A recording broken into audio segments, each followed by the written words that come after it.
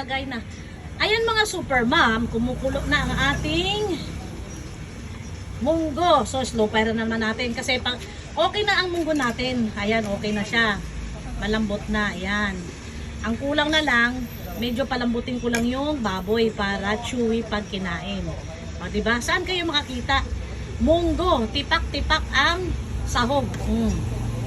Yan, 1.5 kilong baboy yan, guys. O, yan, o, diba? Oho. Ayan, tapos ngayon, maglalagay na tayo ng Knorr cubes. Sana si Knorr cubes. Okay. Beef yan. Maring Knorr, naririnig mo ba ang aking hinaing sa'yo, Maring Knorr? Ayan. Optional lang yan ha, kung gusto nyo lagyan. Pero ito naman kasi, meron ng asin to, so medyo para mag-perk lang yung lasa na mas masarap. Kaya naglagay ako ng Knorr beef. So mamaya ko na yan i-finalize pagtimpla.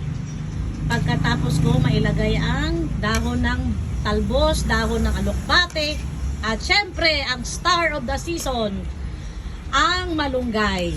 Wow!